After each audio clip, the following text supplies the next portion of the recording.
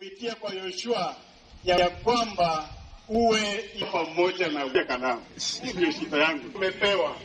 Mungu akusaidie ya Mungu, na ninakuomba sana pia ushike kanisa. Bwana Yesu. Kazi ambayo umepewa, mimi sisi sote tumechaguliwa na Mungu wake. Kwa hivyo Mungu awapatie sheria za Mungu.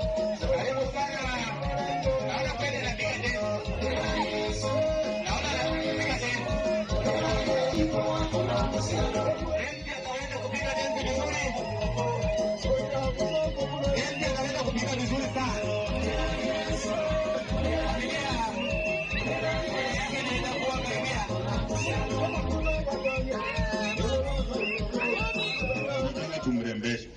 Tunataka to ensure akuwe a full officer. Na anasaidiwa na wenzao ambao ni assistant chiefs, and lucky for him these two assistant chiefs currently wako acting capacity ya kuwa chiefs. Sasa usimuona they are acting chief. Tunaona tabia zao ni mzuri. That's why wako hiyo. Good. Wangao inaitwa Kenya Administration Madaraka Assistant Chief. Tumpigie makofi. Na mnaona hata tai yake tunaona iko na logo ya Kenya government, coat of arms, crown, tunaona kama hii yangu. Good. Now thank you so much chiefs. Bwana ICC. Bwana ICC.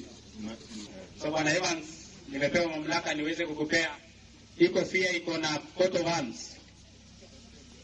Hii ni ishara ya kwamba mamlaka yote unapewa uweze kusimamia watu wa Kayila sublocation. Vile umelezwa, justice must prevail. At all the times nimevaa hii kofia, inaonyesha ya kwamba ishara yote ya mamlaka yako chini yako ya Kayila sublocation. Thank you so much Bwana Ngeno. Si jamaa hapa aje? Percentage imefika ngapi ukiona? Bado sio 175. Nini imekosa sasa? Ni nini huyo chief wetu amekosa assistant chief? Hiyo sio robo ya kupiga watu. Hiyo inaitwa swagger cane. Na swagger cane iko na kazi yake. Na swagger cane is a sign of authority. Pia saa zile tuseme ACC ametembea pande hii, anataka kumuonesha hii bridge imetengenezwa hapa, itakuwa ikiserve around 3000 people of sublocation.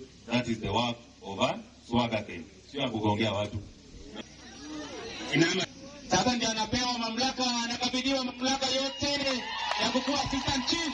Akishapewa anapiga safi sana, na ameweza kutosha kukuwa naibu wa chifu wa Kayila sublocation. Pongezi kwake. Naomba wapigie salute moja kali. Wanasemanga moja kali.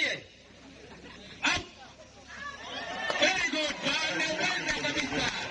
Sasa yeye kuonyesha kwamba yeye ako sawa. Asante sana. Sasa familia wenzao naomba mpige hatua nyuma kidogo. Wenzao wamesema kwamba uhakikishe you are serving the people equitably. Hiyo inamaanisha widows, orphans, wapatie service kama mtu yeyote mwingine, si ndio? Hautacheka na mtu ambaye anafanya makosa, si ndio? Hautacheka na mtu ambaye hajapeleka mtoto shuleni na masomo ni bure. Kwa hivyo hiyo sura itacheka sahihi, baada ya mchele inabadilika. Uongozi inachu. Hii ni kitu mmongoja mwaka moja na cha maajabu mnaweza jaribu na mwezi moja tu. Sababu gani nasema hivi? Tuachane na maneno ya viti. So ile kitu nyinyi mnafaa kuangalia zaidi ni udu. Generally, maneno ya security. Uko na village elders, uko na community policing. Alafu kwa hiyo station yetu ya hapa very soon tutaifungua iko kwenda police station. Huyo OCS ambaye atakuja, lakini saa hii kuna inspector. Atakuwa touch officers ambao utakuwa ukifanya nao katika peace and sublocation committee ya security. So hiyo ni kuangalia kuchunga life and property ya watu wa Kayila. Serikali yetu ina ensure that all officers wanapewa printing papers, wanapewa pesa ya printing papers, ya biros, ya stamp, maneno ya kununua viti. So hii vitu yenye mchungaji amekuambia uache kuuliza maneno ya kalamu.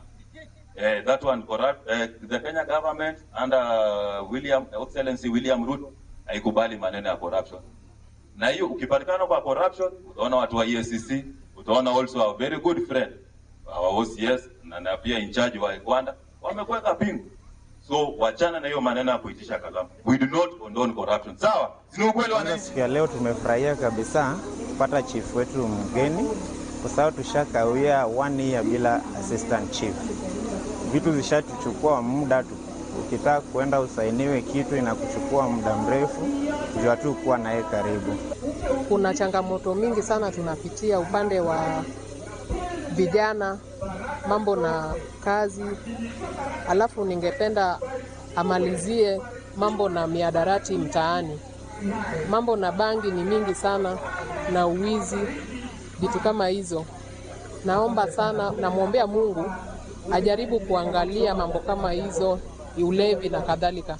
Lakini tu shida yenye tuko nayo kama kila sublocation ya kwamba hapa iko kwa boundary, tuko jamii mbili, kuna watu wa Vihiga na tumepakana na watu wa Nyanza. Na mara mingi tumekuwa na shida ya ukabila na shida ya kusema wengine wanadhulumiwa na wengine wanatendewa haki. So hiyo ndio imekuwa shida kubwa kati yetu, imeleta matatizo kidogo. Atuweke pamoja kama jamii, tusionekane ya kwamba kuna kabila hii na kabila hii, tuwe tu kitu kimoja, afanye kazi pamoja na sisi ili kazi iendelee vizuri. Atoe hiyo kabila za mashamba na za kusema huyu ni mtu fulani, huyu ni mtu fulani, ili tukae tu pamoja kila kitu ambacho tunasema. Tunamuombea kila laheri, afanye kazi vizuri. Tumemkaribisha kwa hiyo ofisi na tumefurahi.